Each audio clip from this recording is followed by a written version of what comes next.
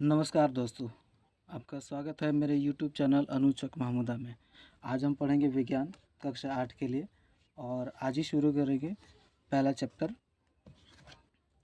पहला चैप्टर है फसल उत्पादन एवं प्रबंध। चलिए शुरू करते हैं। ग्रीष्मावकाश में पहेली एवं बूझो। आपको बता दें कि विज्ञान में दो बच्चे हैं, एक पहेली है ये रही बच्ची और बूझो है।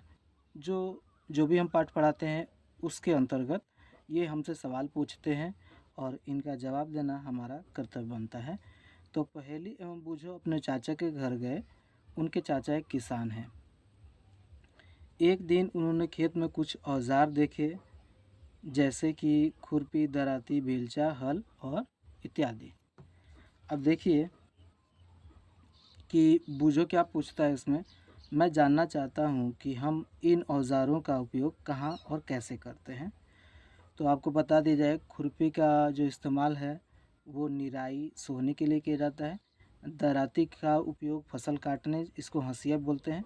बेलचा का उपयोग किसी सामान को उठाने के लिए और हल का प्रयोग खेत को जोतने के लिए किया जाता है। अब आगे देखिए, आप पढ़ चुके हैं कि सभी सजीवों को भोजन की आवश्यकता होती है। सभी सजीवों को भोजन की आवश्यकता होती है। पौधे अपना भोजन स्वयं बना सकते हैं। किस क्रिया के द्वारा? प्रकाश संश्लेषण की क्रिया के द्वारा। क्या आपको याद है कि हरे पौधे अपना भोजन किस प्रकार संश्लेषित करते हैं? तो चलिए बताते हैं कि प्रकाश संश्लेषण क्या है। प्रकाश संश्लेषण एक ऐसी प्रक्रिया है जिसके द्वारा पौधे, कुछ बैक्टीरिया और शैवाल सूर्य के प्रकाश, पानी और कार्बन डाइऑक्साइड का उपयोग करके अपना भोजन, या फिर उसको ग्लूकोज बोलते हैं, वो बनाते हैं। अब देखिए, मनुष्य सहित सभी जंतु भोजन बनाने में असमर्थ हैं। तो जंतुओं के भोजन का स्रोत क्या है? जंतुओं के भोजन का स्रोत हो सकता है पौधे, जानवर, ठीक है, मछलियाँ। परंतु हम भोजन ग्रहण ही क्यों करते हैं? इसका कारण क्या है कि हम भोजन क्यों ग्रहण करते हैं? इसका यहाँ पे उत्तर है। आप जानते ही हैं कि सजीव भोजन से प्राप्त ऊर्जा का उपयोग विभिन्न जैविक प्रक्रियाओं में करते हैं। मतलब जो भोजन से ऊर्जा मिलती है उसका हम विभिन्न कामों में इस्तेमाल करते हैं, जैसे पाचन, श्वसन एवं उत्सर्जन के संपादन में करते हैं। ठीक है, हम अपना भोजन पौधों अथवा जंतुओं या दोनों से ही प्राप्त करते हैं। अब देखिए यहाँ पे, क्योंकि हम सभी को भोजन की आवश्यकता होती है, अतः हम अपने देश के इतने अधिक लोगों को किस प्रकार भोजन किस प्रकार उपलब्ध करा सकते हैं, ये बूझो का सवाल है। तो इसका उत्तर देखिए आगे मिल जाता है। यहाँ पे भोजन का बड़े स्तर पर उत्पादन करना आवश्यक है।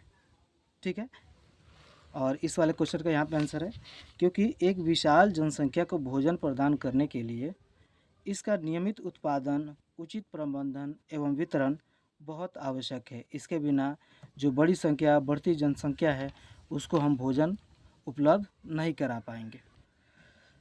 चलिए अब देखते हैं कृषि पद्धतियाँ। कृषि पद्धतियाँ लगभग 10,000 ईसा पूर्व तक मनुष्य घुमंतु थे। लगभग 10,000 ईसा पूर्व तक।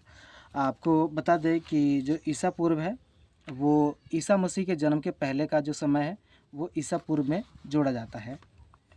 वे एक स्थान से दूसरे स्थान तक भोजन एवं आवास की खोज में समूह में विचरण करते रहते थे। मतलब मनुष्य लोग, पहले के लोग समूह में विचरण करते रहते थे। वे कच्चे फल, सब्जियां खाते थे और उन्होंने भोजन के लिए जंतुओं का शिकार करना प्रारंभ किया पहले। ठीक है, कालांतर में कालांतर मतलब पहले के समय में खेती कर चावल, गेहूँ एवं अन्य खाद्य फसलों को उत्पादित कर सके। पहले उन्होंने चावल उगाया है ना, और उसके बाद गेहूँ, और सबसे जो पहले पालतू बनाया जो जानवर था वो कुत्ता था, उत्पादित कर सके। इस प्रकार कृषि का प्रारंभ हुआ। पहले लोग घुमंतु थे, फिर बीज बोने का उनमें ज्ञान आया कि पेड़ से बीज गिर गया फिर अपने आप उग गया। उनको ज्ञान आया कि बीज से पौधा निकल रहा है और पौधे से फल, तभी से उनके दिमाग में ये सब बातें आई होंगी। अब देखिए, जब एक ही किस्म के पौधे किसी स्थान पर बड़े पैमाने पर उगाए जाते हैं तो इसे फसल कहते हैं। फसल का परिभाषा है, जब एक ही किस्म के पौधे किसी बड़े स्थान पर बड़े पैमाने पर उगाए जाते हैं तो इसे फसल कहते हैं। उदाहरण के लिए गेहूँ की फसल का अर्थ है कि खेत में उगाए जाने वाले सभी पौधे गेहूँ के हैं। ठीक है। आप जानते ही हैं कि फसलें विभिन्न प्रकार की होती हैं, जैसे कि अन्न, सब्जियां एवं फल। जिस मौसम में यह पौधे उगाए जाते हैं उसके आधार पर हम फसलों का वर्गीकरण कर सकते हैं, मतलब उसको बांट सकते हैं। कितने वर्ग में? 2 या 3 वर्ग में। अब देखिए, भारत एक विशाल देश है। यहाँ ताप मतलब गर्मी, आर्द्रता, नमी और वर्षा जैसी जलवायवी परिस्थितियाँ मतलब वर्षा जैसी जलवायु होती है। एक क्षेत्र से दूसरे क्षेत्र में भिन्न है। मान लो कि जम्मू कश्मीर का जो टेम्परेचर है वो केरल के जैसा नहीं है, वैसे ही राजस्थान का टेम्परेचर पश्चिम बंगाल से नहीं मिलता है। तो इसी प्रकार हर जगह का टेम्परेचर, उसका जलवायु अलग अलग है हमारे देश में। अतः देश के विभिन्न भागों में विविध प्रकार की फसलें उगाई जाती हैं। इस विविधता के बावजूद मोटे तौर पर फसलों को 2 वर्गों में बांटा जा सकता है या 3 वर्गों में बांटा जा सकता है। हम कह सकते हैं 3 बार वर्गों में। खरीफ फसल। खरीफ फसल क्या है? वह फसल जिन्हें वर्षा ऋतु में बोया जाता है खरीफ फसल कहलाती हैं। ठीक है। वह भारत में वर्षा ऋतु सामान्यतः जून से सितंबर तक होती है, जिसमें धान, मक्का, सोयाबीन, मूंगफली, कपास इत्यादि खरीफ फसलें हैं और इस खरीफ फसलों के उदाहरण हैं। अब देखिए, रबी फसल। शीत ऋतु में अक्टूबर से मार्च तक में उगाई जाने वाली फसलें रबी फसलें कहलाती हैं। इसका उदाहरण है गेहूँ, चना, मटर, सरसों तथा अलसी। अलसी को हम बोलते हैं तीसी। अलसी को क्या बोलते हैं? तीसी, जो रबी के साथ बोया जाता है, गेहूँ के साथ बोया जाता है। इसके अरिया अरिया, ठीक है, फसल के उदाहरण हैं। इसके अलावा कई स्थानों पर दालें और सब्जियां ग्रीष्म में उगाई जाती हैं। आपको बता दें, एक और फसल है जायद। एक और फसल है, कौन सी है? जायद, जो मार्च अप्रैल में बोई जाती हैं और मई जून तक काट ली जाती हैं। उसमें बहुत सारे फल जैसे तरबूज, खरबूज, खीरा, ककड़ी, मूंग, ये सब आती हैं। चलिए अब हम पढ़ते हैं आधारिक फसल पद्धतियाँ। धान को शीत ऋतु में क्यों नहीं उगाया जा सकता? ये बूझों का सवाल है। अब देखिए, इसका उत्तर कौन दे रहा है? यहाँ पे खुद ही दे रही है। कौन? ये बच्ची पहेली। धान को बहुत अधिक पानी की आवश्यकता होती है, अतः इसे केवल वर्षा ऋतु में ही उगाते हैं। तो ये इसका उत्तर मिल गया। ठीक है। फसल उगाने के लिए किसान को अनेक क्रियाकलाप सामयिक अवधि में मतलब समय के अनुसार करने पड़ते हैं। ठीक है। आप देखेंगे कि यह क्रियाकलाप उस प्रकार के हैं जिनका उपयोग माली अथवा आप सजावटी पौधे उगाने के लिए करते हैं। ये क्रियाकलाप अथवा कार्य कृषि पद्धतियाँ कहलाती हैं, जो आगे दी गई हैं। चलिए अब देखते हैं। कृषि पद्धतियों में पहला नंबर आता है मिट्टी को तैयार करना, मतलब जुताई, मिट्टी की तैयारी करना। उसके बाद आता है बुआई।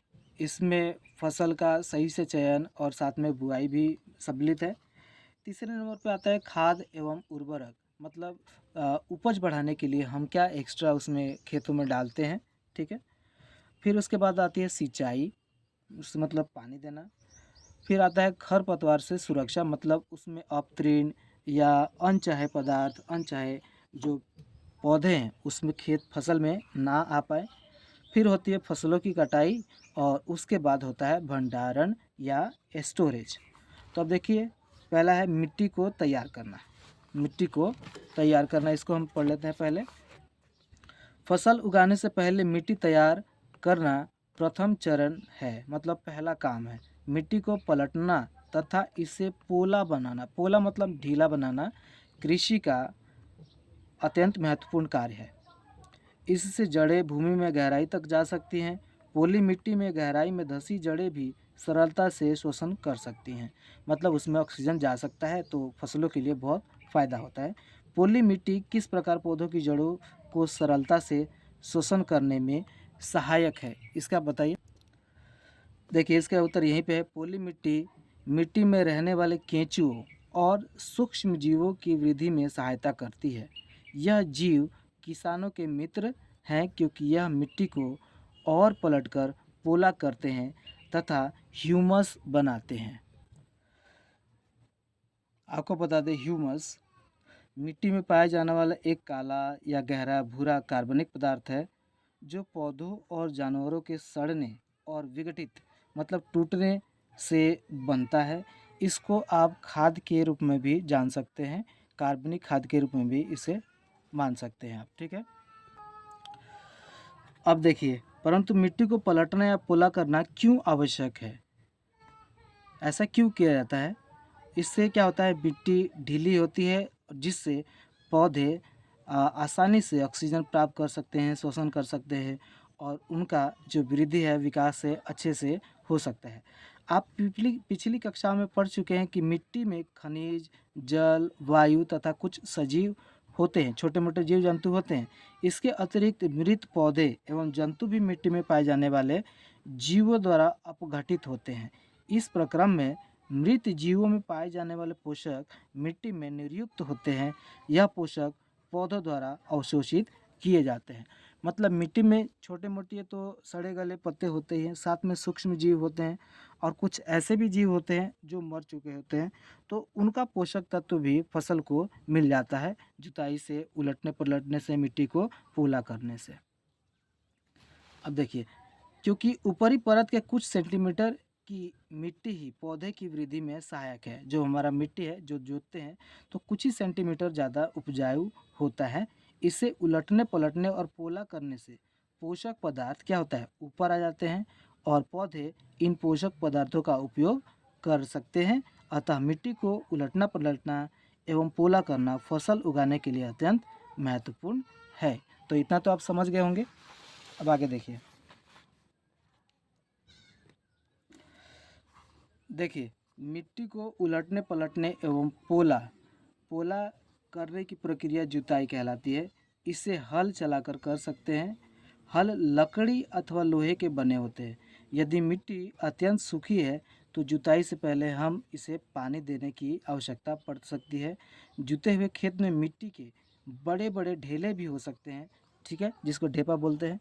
इन्हें एक पाटल मतलब हेंगा, पाटल की सहायता से तोड़ना आवश्यक है। बुआई एवं सिंचाई के लिए खेत को समतल करना मतलब बराबर करना आवश्यक होता है, ऊबड़ खाबड़ नहीं होना चाहिए। यह कार्य पाटल द्वारा किया जाता है, मतलब हेंगा द्वारा किया जाता है। अब देखिए, कभी कभी जुताई से पहले खाद दी जाती है। इससे जुताई के समय खाद मिट्टी में भली भांति मिल जाती है। अब बुआई से पहले खेत में पानी भी दिया जाता है। चलिए अब बात पढ़ते हैं कृषि औजार। अच्छी फसल के लिए बुआई से पहले मिट्टी को भुरभुरा करना आवश्यक है। यह कार्य अनेक औजारों से किया जाता है। उसमें हल आता है, कुदाली आता है एवं कल्टीवेटर। जो ट्रैक्टर से जो जुताई होता है उसको क्या बोलते हैं, कल्टीवेटर बोलते हैं। इस कार्य में उपयोग किए जाने वाले प्रमुख औजार हैं, जुताई के लिए जो प्रमुख औजार हैं वो कौन है, हल, कुदाली एवं कल्टीवेटर। चलिए अब आगे देखिए, हल। प्राचीन काल से ही हल का उपयोग जुताई, खाद उर्वरक मिलाने, खरपतवार निकालने एवं मिट्टी खुरदने के लिए किया जाता रहा है। यह औजार लकड़ी का बना होता है जिसे बैलों की जोड़ी अथवा अन्य पशुओं जैसे घोड़े, ऊंट, ठीक है, या भैंसे के द्वारा की सहायता से खींचा जाता है। इसमें लोहे की मजबूत तिकोनी पत्ती होती है जिसे फाल कहते हैं और देसी भाषा में फार बोलते हैं, जो हल में लगा रहता है, ठीक है। हल का मुख्य भाग लंबी लकड़ी का बना होता है जिसे हल शाफ्ट बोलते हैं, जो हाथ पकड़ते हैं, ठीक है। इसके एक सिरे पर हैंडल होता है तथा दूसरा सिरा जोत के डंडे से जुड़ा होता है जिसे बैलों की गर्दन के ऊपर रखा जाता है। और जो बैलों की गर्दन के ऊपर रखा जाता है उसको क्या बोलते हैं, हमारे देसी भाषा में उसको पालो बोलते हैं। एक जोड़ी बैल एवं आदमी इसे सरलता से चला सकता है। अभी हम चित्र 1.1 में देखेंगे। आजकल लोहे के हल तेज़ी से देसी लकड़ी के हल की जगह ले रहे हैं। आपको बता दें कि आजकल तो मतलब बैल और हल तो गायब ही हो गए हैं, ट्रैक्टर और कल्टीवेटर से ही काम लिया जाता है। यहाँ पे आप दिखा सकते हैं हल का जो पार्ट है वो, यहाँ पे फ़ोटो देख सकते हैं, ये रहा हल, ठीक है। और ये जो पार्ट है ये इसको फार बोलते हैं और ये रहा मुठा। और ये आप जो देख रहे हैं इसको बोलते हैं पाल, ठीक है, जिसको जोत बोलते हैं। और ये हल शाफ्ट जो सीधे हल से कहाँ पे बैलों के पास आता है, आप फोटो में भी देख सकते हैं। चलिए अब बात करते हैं कुदाली की। कुदाल की यह एक सरल औजार है जिसका उपयोग खरपतवार निकालने और मिट्टी को पोला करने के लिए किया जाता है। इसमें लकड़ी अथवा लोहे की छड़ होती है जिसके एक सिरे पर लोहे की चौड़ी और मुड़ी प्लेट लगी होती है जो ब्लेड की तरह कार्य करती है। इसका दूसरा सिरा पशुओं द्वारा खींचा जाता है, ठीक है। अब बात करेंगे कल्टीवेटर की। कल्टीवेटर के इसमें थोड़ा सा एक पार्ट दे दिया है कुदाल का, ठीक है। पशुओं द्वारा कौन खींचा जाता है, हल को, कुदाल को नहीं, कुदाल एक आदमी ही चलाता है। कल्टीवेटर आजकल जुताई ट्रैक्टर द्वारा संचालित कल्टीवेटर से की जाती है। कल्टीवेटर के उपयोग से श्रम एवं समय दोनों की बचत होती है। आप चित्र में देख सकते हैं, ये रहा कल्टीवेटर जिसको नौफरवा बोलते हैं। आप ट्रैक्टर की सहायता से आप जुताई कर सकते हैं कल्टीवेटर को ट्रैक्टर द्वारा चलाते हुए। चलिए अब पढ़ते हैं बुआई की। बुआई में देखते हैं, बुआई फसल उत्पादन का सबसे महत्वपूर्ण चरण है। बोने से पहले अच्छी गुणवत्ता वाले साफ एवं स्वस्थ बीजों का चयन किया जाता है। किसान अधिक उपज देने वाले बीजों को प्राथमिकता देते हैं, मतलब उसको पहले चुनते हैं अच्छे बीजों को। तो बीजों का चयन कैसे करना चाहिए, तो पहला ही है बीजों का चयन। देखिए यहाँ पे पहेली क्या पूछ रही है। एक दिन मैंने अपनी माँ को देखा कि माँ चने के कुछ बीज एक बर्तन में रखकर उसमें कुछ पानी डाल रही है। कुछ मिनट पश्चात कुछ बीज पानी के ऊपर तैरने लगे। मुझे आश्चर्य हुआ कि कुछ बीज पानी के ऊपर क्यों तैरने लगे। तो इसका उत्तर अभी आप मिल जाएगा। और देखिए क्रियाकलाप में भी है, एक बीकर लेकर इसे पानी से आधा भरिए, इसमें एक मुट्ठी गेहूं के दाने डालकर भली भांति हिलाइए, कुछ समय प्रतीक्षा कीजिए और देखिए क्या होता है। क्या कुछ बीज जल के ऊपर तैरने लगते हैं? जो बीज पानी में बैठ जाते हैं वे हल्के हैं या भारी? इसका देख लिए, क्षतिग्रस्त बीज खोखले हो जाते हैं और इस कारण हल्के होते हैं और पानी पे तैरने लगते हैं, अतः यह जल पर तैरने लगते हैं।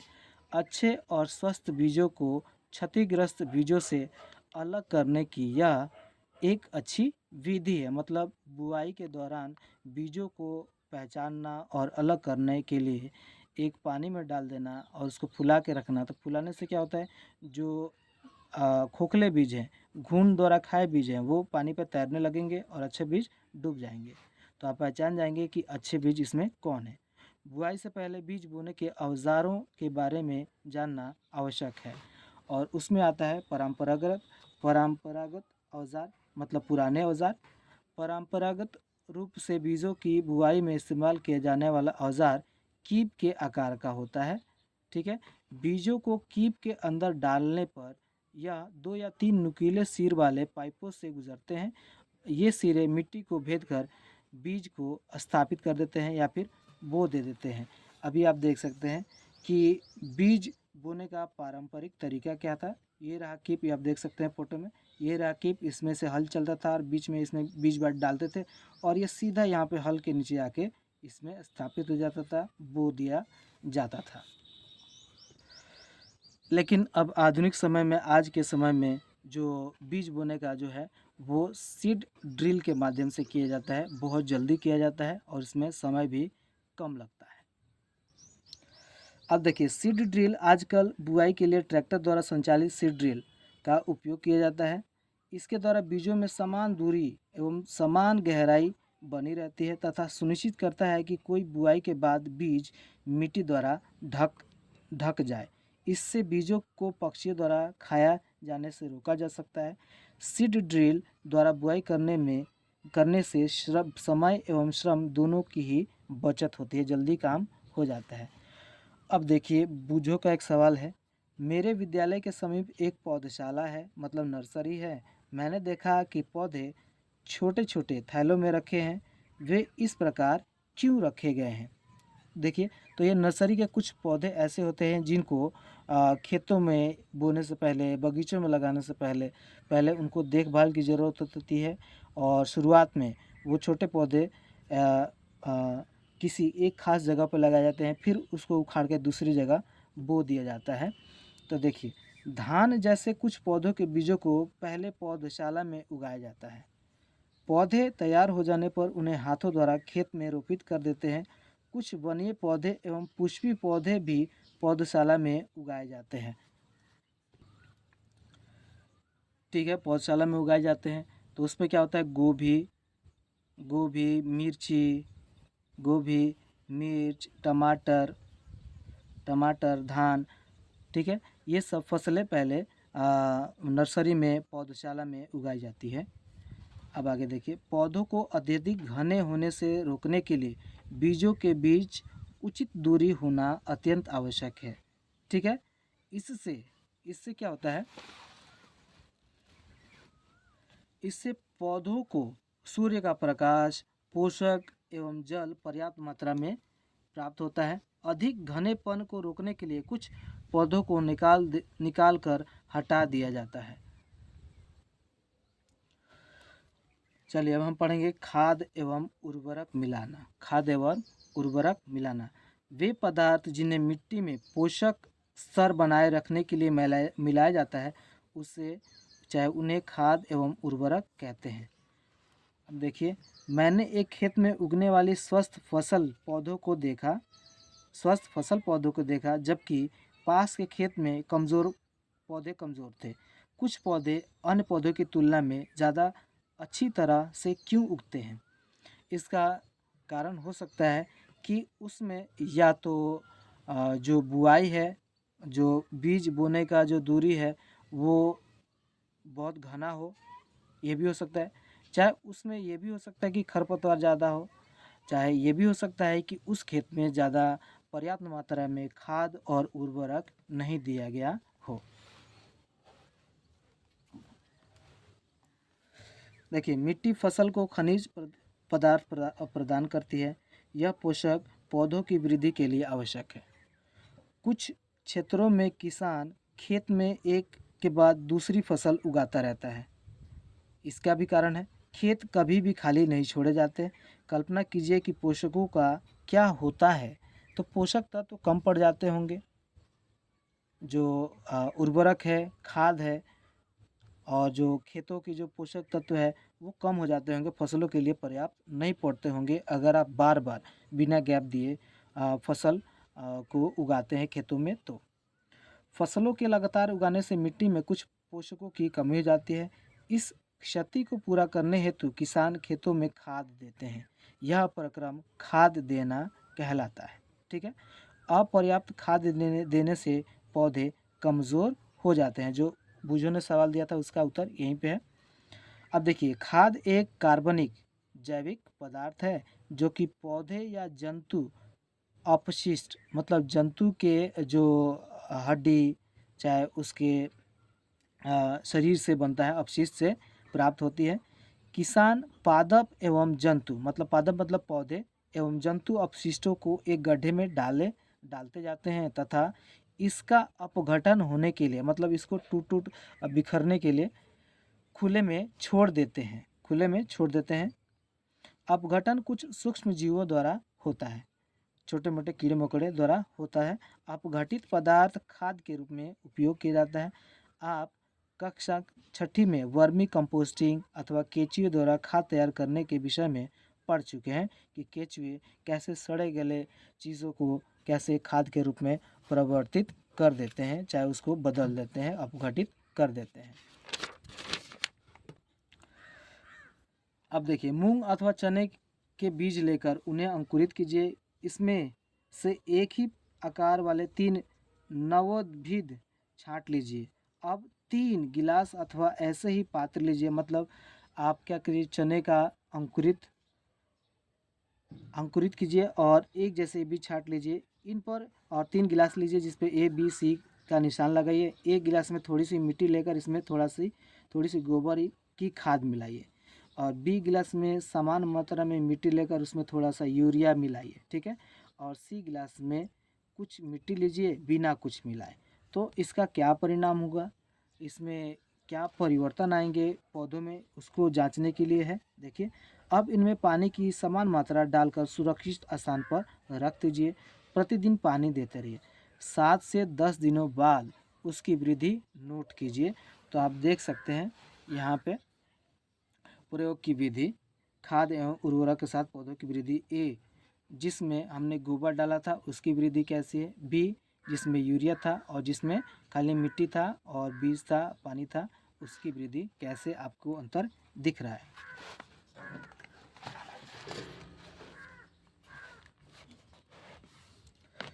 देखिए, क्या तीनों गिलासों के पौधों में वृद्धि की गति एक समान है। नहीं, एक समान नहीं है। किस गिलास में पौधे की वृद्धि बेहतर है। तो आप देख सकते हैं किस गिलास के पौधों में वृद्धि सबसे अधिक है। तो हमने पाया कि जो गिलास है वो बी गिलास के मुकाबले थोड़ा सा कम है। बी का सबसे अच्छा है, जिसमें यूरिया डाला गया था, और जिसमें नहीं डाला गया था, सिर्फ मट्टी मिलाई गई थी और पानी डाले गए थे, बीज डाले गए थे, उसका थोड़ा सा कम है। उर्वरक रासायनिक पदार्थ है जो विशेष पोषकों से समृद्ध होते हैं। वे खाद से कैसे भिन्न हैं। उर्वरक का उत्पादन फैक्ट्रियों में किया जाता है।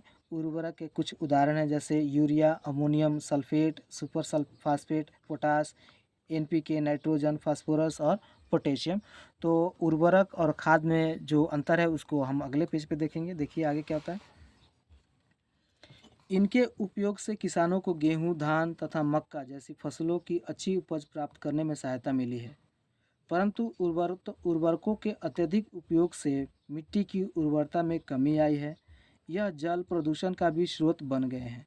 अतः मिट्टी की उर्वरता बनाए रखने के लिए हमें उर्वरकों के स्थान पर जैविक खाद का उपयोग करना एकदम ज़रूरी है।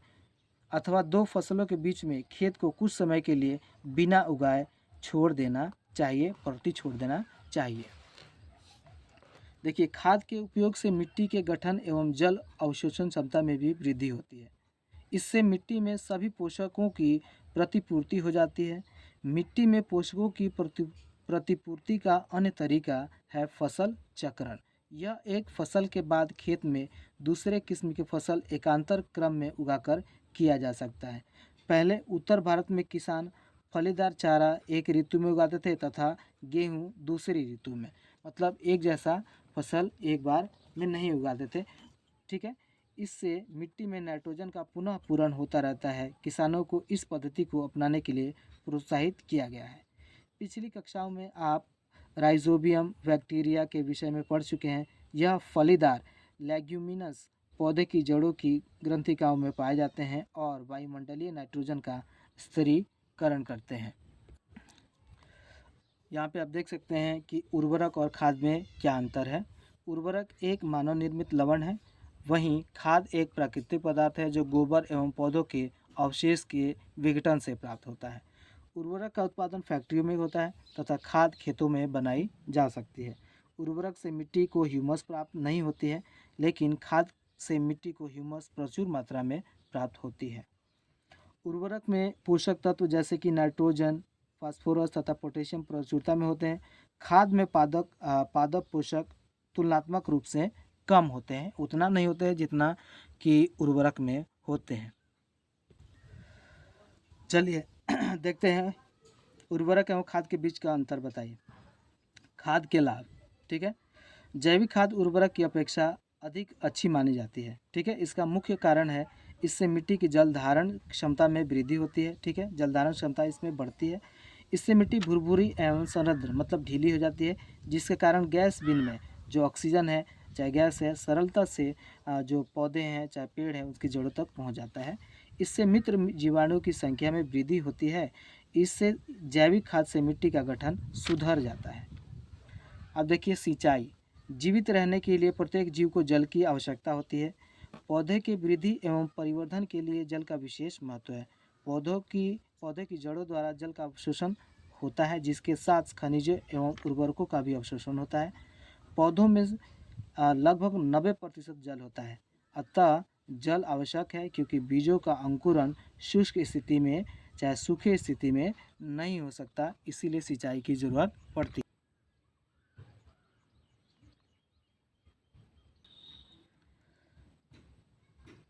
अब देखिए सिंचाई के स्रोत, कुएं, जलकूप, तालाब, झील, नदियाँ, बांध एवं नहर इत्यादि जल के स्रोत माने जाते हैं, चाहे हैं। पढ़ेंगे सिंचाई के पारंपरिक तरीके। कुओं, झीलें एवं नहरें नहरों में उपलब्ध जल को निकालकर खेतों तक पहुंचाने के तरीके में विभिन्न क्षेत्रों में भिन्न भिन्न है।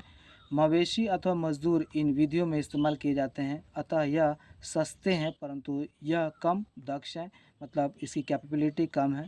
विभिन्न पारंपरिक तरीके हैं। पहले मोट था, आप फोटो को देख सकते हैं, चेन द्वारा खींचा जा रहा है, ठीक है। गिरनी, चेन पंप, ये रहा चेन पंप कुएं से पानी निकालने का। ढेकली, जिसको ढेकुल बोलते हैं देसी भाषा में। रहट, और रहट का आप देख सकते हैं फोटो, ये रहा। बैल द्वारा खींचा जाता है, बैल यहाँ पे चलता है और उधर से जो शाफ्ट लगा है उसको ऐसे घुमाता है और जो कुएं का पानी बार बार ऊपर आ जाता है बाल्टियों से भर भर के। तो जल को ऊपर खींचने के लिए सामान्यतः पंप का उपयोग किया जाता है। पंप चलाने के लिए डीजल, बायोगैस, विद्युत एवं सौर ऊर्जा का उपयोग किया जाता है अभी के टाइम में।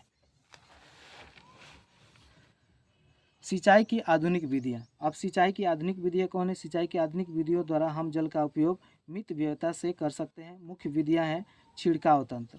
मुख्य विधियाँ कौन है? छिड़काव तंत्र, ठीक है। इस विधि का उपयोग असमतल भूमि के लिए किया जाता है जहाँ पर जल कम मात्रा में उपलब्ध है। ऊर्ध्व पाइपों के ऊपरी सिरों पर घूमने वाले नोजल लगे होते हैं। यह पाइप निश्चित दूरी पर मुख्य पाइप से जुड़े होते हैं। जब पंप से की सहायता से जल मुख्य पाइपों में भेजा जाता है तो वह घूमते हुए नोजल से बाहर निकलता है। इसका छिड़काव पौधों पर इस प्रकार होता है जैसे वर्षा हो। छिड़काव लॉन, कॉफ़ी की खेती एवं कई अन्य फसलों के लिए उपयोगी है। मतलब ये जो छिड़काव तंत्र है इसमें क्या रहता है, मोटर द्वारा पानी चलाया जाता है और इसमें फुहारे निकलते हैं और वो फुहारा जो यहाँ पर नोज़ल लगा रहता है पाइप के मुंह पे, और वो ऐसे ऐसे घूम घूम के चारों तरफ पानी को छिड़क देता है। ऐसा लगता है जैसे बारिश हुई हो। अब दूसरा है ड्रिप तंत्र। ड्रिप तंत्र क्या है? इस विधि में जल बूंद बूंद करके सीधे पौधों की जड़ों में गिरता है। आप देख सकते हैं ड्रिप तंत्र पाइप द्वारा गया है और इस पाइप के द्वारा इस जड़ के पास पाइप छोड़ दिया गया और यहाँ जड़ में ही पानी गिर रहा है, तो इसमें पानी की भी बचत होती है और पौधों को भी उपयुक्त जो पानी है, जो सिंचाई की आवश्यकता है, उसको मिल जाती है। इसे ड्रिप तंत्र कहते हैं। फलदार पौधों, बगीचे एवं वृक्षों को पानी देने के लिए यह सर्वोत्तम तरीका है, ठीक है। इससे पौधे को बूंद बूंद करके जल प्राप्त होता है। इस विधि में जल बिल्कुल व्यर्थ नहीं होता है, अतः यह जल की कमी वाले क्षेत्रों के लिए एक वरदान है। जहाँ पे पानी बहुत कम मात्रा में मिलता है उसके लिए जल वरदान है। देखिए खरपतवार से सुरक्षा। बूझो और पहेली निकट के गेहूं के खेत में गए और उन्होंने देखा कि खेत के में फसल के साथ कुछ अन्य पौधे भी उग रहे हैं। क्या ये अन्य पौधे विशेष उद्देश्य के लिए उगाए गए हैं? नहीं, यह विशेष उद्देश्य के लिए नहीं उगाए गए। ये ऐसे पौधे हैं जो अनजाने, मतलब जिनकी ज़रूरत नहीं है फिर भी उगाए हैं खेतों में, ऐसे को खरपतवार बोलते हैं। खेत में कई अन्य अवांछनीय पौधे प्राकृतिक रूप से फसल के साथ उगाते हैं। इन अवांछनीय पौधों को खरपतवार कहते हैं।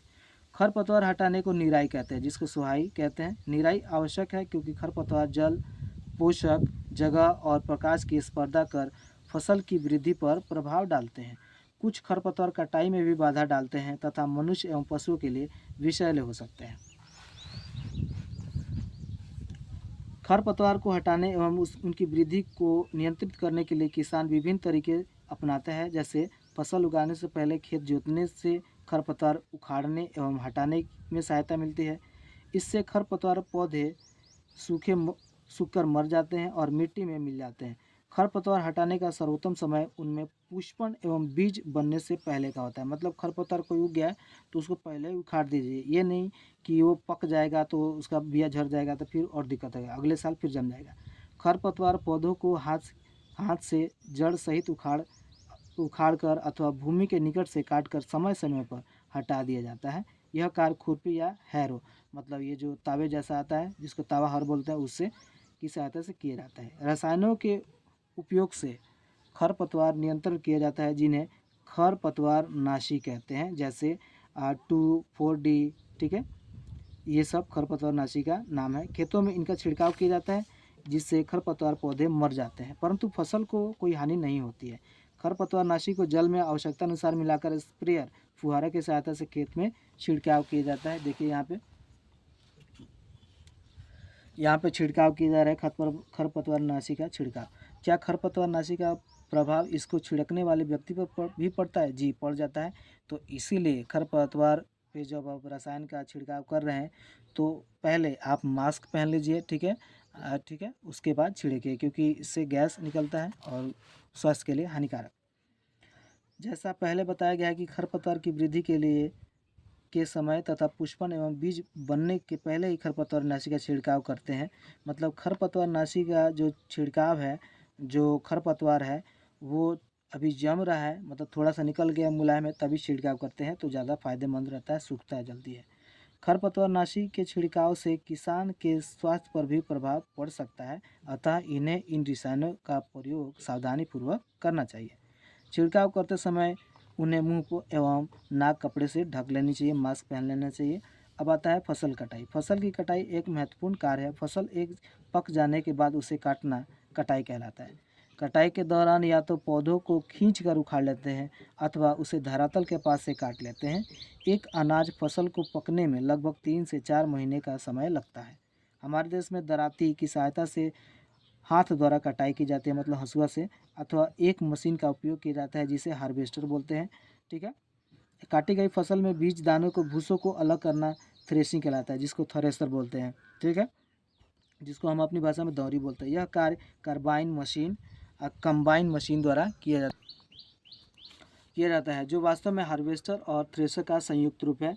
इसमें हार्वेस्टिंग मतलब फसल की कटाई और उसमें जो दंवरी है वो भी होता है। छोटे खेत वाले किसान अनाज के दानों को फटक कर साफ करते हैं, विनोइंग करते हैं। आप इनके विषय में कक्षा 6 में पढ़ चुके हैं। कटाई के बाद कभी कभी तने के टुकड़े खेत में ही रह जाते हैं जिन्हें किसान जला देते हैं। पहेली इन टुकड़ों को खेतों में जलाने के कारण चिंतित है। वह जानती है कि इससे प्रदूषण होता है। इससे खेत में पड़ी फसल में भी आग लगने का खतरा आता है। तो इसीलिए जो खड़ी फसल है या फिर उसका जो तना छूट जाता है उसको हमको साफ करके एक गड्ढे में, खेत में ही एक गड्ढा कोना करके डाल देना चाहिए, पानी डाल देना चाहिए कि वो सड़ गल के खाद बन जाए और उसका इस्तेमाल आप फिर उसी फसल को अच्छा बनाने में कर सकते हैं, जलाने की बजाय। कटाई पर्व 3-4 महीने के कठोर परिश्रम के बाद कटाई का समय आता है। स्वर्णिम दानों से भरी खड़ी फसल किसानों के हृदय में उल्लास एवं अच्छे समय का भाव संचारित करती है। यह समय थोड़ा आराम करने एवं खुशी मनाने का है, क्योंकि पिछली ऋतु के प्रयत्न का फल इसमें मिलता है। इसीलिए भारत के सभी भागों में कटाई का समय हर्षोल्लास एवं खुशी का होता है। पुरुष एवं महिलाएं सभी मिलकर इस पर्व को मनाते हैं। कटाई ऋतु के साथ कुछ विशेष पर्व जैसे पोंगल कहाँ का त्यौहार है? तमिलनाडु का, ठीक है। वैसाखी जो पंजाब मनाया जाता है। होली जो सभी जगह मनाया जाता है। ये भी सारी फसल काटने के उपलक्ष्य में मनाए जाने वाले पर्व हैं। दिवाली, नबान्या जो त्यौहार है वो पश्चिम बंगाल, त्रिपुरा, असम का है और बिहू भी असम का है। अब इसके बाद आते हैं भंडारण। उत्पाद का भंडारण एक महत्वपूर्ण कार्य है, मतलब जो भी निकला है बोरा उसको सही से रख रखाव उसको भंडारण बोलते हैं। यदि फसल के दानों को अधिक समय तक रखना हो तो उसे मतलब नमी के स्थान से हटा दिया जाएगा। कीट, चूहों एवं सूक्ष्म जीवों से सुरक्षित रखना होगा, तभी वो अच्छे से रह पाएगा। ताज़ा फसल में नमी की मात्रा अधिक होती है। यदि फसल के दानों को सुखाए बिना भंडारित किया गया तो उनके खराब होने अथवा जीवों द्वारा आक्रमण से वे अंकुरण के लिए अनुपयोगी हो जाते हैं। मतलब जो बीज अच्छे से नहीं सूखे हैं वो ज़्यादातर खराब हो जाते हैं। इसीलिए बीजों का भंडारण करने से पहले हमको अच्छे से उसको सुखा लेना चाहिए। अतः भंडारण से पहले दानों या बीजों को धूप में सुखाना आवश्यक है, जिससे उनकी नमी में कमी आ जाती है। इससे उनकी कीट पीड़कों, जीवाणु एवं कवक से सुरक्षा हो जाती है। किसान अपनी फसल उत्पाद का भंडारण जूट के बोरों में करता है, मतलब जो सूती का बोरा है उसमें, धातु के बड़े पात्र मतलब जो बीन्स होते हैं, ड्रम होते हैं उसमें करते हैं। परंतु बीजों का बड़े पैमाने पर भंडारण साइलों में होता है और भंडार गृहों में किया जाता है, जिससे उनको देखिए यहाँ पहले का सवाल है, मैंने अपनी माँ को अनाज अनाज रखे लोहे के ड्रम में नीम की सूखी पत्तियाँ रखते देखा। मुझे आश्चर्य हुआ, क्यों? क्योंकि जो नीम की पत्तियाँ होती है कड़ी हुई होती हैं और इससे क्या होता है कि जो जीवाणु हैं, कीटाणु हैं, वो अनाज तक बहुत कम पहुँचते हैं और उनसे सुरक्षा होती है अनाजों की। अब देख पीड़कों से जैसे चूहे एवं कीटों से सुरक्षित रखा जा सके। नीम की सूखी पत्तियां घरों में अनाज के भंडारण में उपयोग की जाती हैं। बड़े भंडार गृहों में अनाज को पीड़कों एवं सूक्ष्म जीवों से, मतलब जो कीड़े मकोड़े हैं, सूक्ष्म जीव हैं, उनसे सुरक्षित रखने के लिए रासायनिक उपचार भी किया जाता है, मतलब दवाई भी रखा जाता है। ठीक है। अब देखिए जंतुओं से भोजन। अपनी अभ्यास पुस्तिका में निम्न तालिका बनाकर उसे पूरा कीजिए। अब देखिए खाद्य पदार्थ। ठीक है। देखिए दूध कहाँ से मिलता है? गाय, भैंस, बकरी, चाहे ऊँट से। ठीक है। मांस किससे मिलता है? आपको मुर्गा, मुर्गी, बकरे से। ठीक है। मछली से मिलती है। इस सारणी की पूर्ति करने के पश्चात आपने देखा होगा कि पौधे की तरह ही जंतु भी हमें विभिन्न प्रकार के खाद्य पदार्थ प्रदान करते हैं। समुद्र के तटीय क्षेत्रों में रहने वाले लोग मछली का मुख्य आहार के रूप में उपयोग करते हैं। पिछली कक्षाओं में पौधों से प्राप्त होने वाले खाद्य पदार्थों के विषय में आप पढ़ चुके हैं। हमने अभी सीखा कि फसल उत्पादन के लिए विभिन्न चरण, बीजों का चयन होना चाहिए, बुआई इत्यादि होना चाहिए। इसी प्रकार घरों में अथवा फार्म पर लगने वाले पालतू पशुओं को उचित भोजन, आवास एवं देखभाल की आवश्यकता होती है। जब यह बड़े पैमाने पर किया जाता है तो इसे पशुपालन कहते हैं।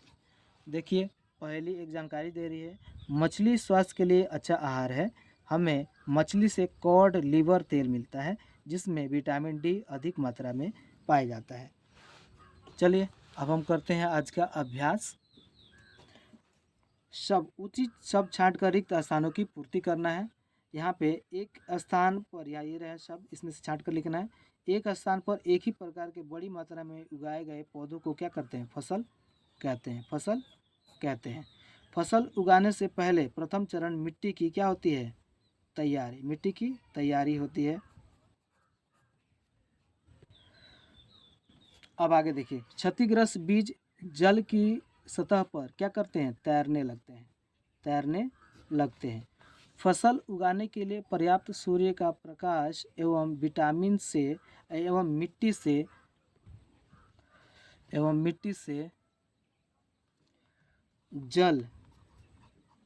जल तथा पोषक आवश्यक है। चलिए अब देखते हैं कॉलम ए और कॉलम बी का मिलान करते हैं। खरीफ फसल कौन सी है? तो आप देख सकते हैं कि खरीफ फसल है धान, मक्का। रबी फसल कौन सी है? गेहूँ, चना, मटर। रासायनिक उर्वरक कौन से हैं? यूरिया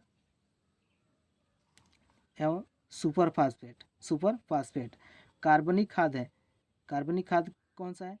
पशु अपशिष्ट, गोबर, मूत्र एवं पादप अवशेष। चलिए अब आगे देखते हैं। खरीफ फसल के और रबी फसल के दो उदाहरण दीजिए। तो ये रहे खरीफ फसल के 2 उदाहरण। ठीक है। और रबी फसल के 2 उदाहरण आप उसको लिख सकते हैं। निम्न पर अपने शब्दों में एक एक पैराग्राफ लिखिए। तो आप मिट्टी को तैयार करना पैराग्राफ लिख सकते हैं, उसमें सवाल छोड़ के। बुआई, निराई, थ्रेशिंग का भी स्पष्ट कीजिए कि उर्वरक से खाद किस प्रकार भिन्न है। तो आप इसमें खाद और उर्वरक का अंतर लिख सकते हैं। खाद और उर्वरक में अंतर, दोनों एक ही बात है। सिंचाई किसे कहते हैं? समय अंतराल पर पानी देना सिंचाई कहलाता है। जल संरक्षित करने वाली सिंचाई की 2 विधियों का वर्णन कीजिए। तो देखिए इसमें जो 2 तंत्र हैं, जो आधुनिक जो तंत्र है वो छिड़काव तंत्र और ड्रिप तंत्र। तो आप वहाँ से लिख सकते हैं छिड़काव तंत्र और ड्रिप तंत्र। ये है 2। यदि गेहूं को खरीफ ऋतु में उगाया जाए तो क्या होगा? खरीफ ऋतु मतलब वर्षा वाला, तो उसमें नहीं होगा, क्योंकि गेहूं कब होता है? जब सर्दी होती है तब। रबी फसल के साथ खेत में लगातार फसल उगाने से मिट्टी पर क्या प्रभाव पड़ता है? आपको पता है कि खेत में लगातार फसल उगाने से जो खेत का जो उर्वरक है, पोषक तत्व कम पड़ जाता है और जो फसलें अच्छी नहीं होती हैं। ठीक है। खरपतवार क्या है? मतलब फसल के साथ ऐसे पौधे भी उगाते हैं जो अनचाहे हैं, अवांछनीय हैं, उसको हम खरपतवार कहते हैं। इसको हटाने के लिए हम निराई, जो सुहाई करते हैं, या फिर रासायनिक जो पदार्थ हैं उसका छिड़काव करते हैं। निम्न बॉक्स को सही क्रम में इस प्रकार लगाइए कि गन्ने की फसल उगाने का रेखा चित्र तैयार हो जाए। आप देखिए, पहले खेत की जुताई करना चाहिए। फिर दूसरा क्या है? मिट्टी को तैयार करना चाहिए। तीसरा बुआई करना। चौथा खाद देना। पांचवा सिंचाई करना। फिर छठा कटाई करना। और सातवां है फसल को चीनी मिल में भेजना। देखिए अगला क्वेश्चन, नीचे दिए गए संकेतों की सहायता से पहेली को पूरा कीजिए। ऊपर से नीचे की ओर। तो पहला ऊपर से नीचे की ये रहा। पहला है सिंचाई का एक पारंपरिक तरीका। पहला है सिंचाई का एक पारंपरिक तरीका कौन सा है? रहट है। ठीक है। दूसरा, बड़े पैमाने पर पालतू पशुओं की उचित देखभाल। इसको क्या बोलते हैं? उचित देखभाल, पशुपालन। ठीक है। अब तीसरा, फसल जिन्हें वर्षा ऋतु में बोया जाता है, उसको क्या बोलते हैं? खरीफ है ना, खरीफ हो गया। फसल पक जाने के बाद काटना, उसको क्या बोलते हैं? कटाई। इसको क्या बोलते हैं? कटाई हो गया। ठीक है।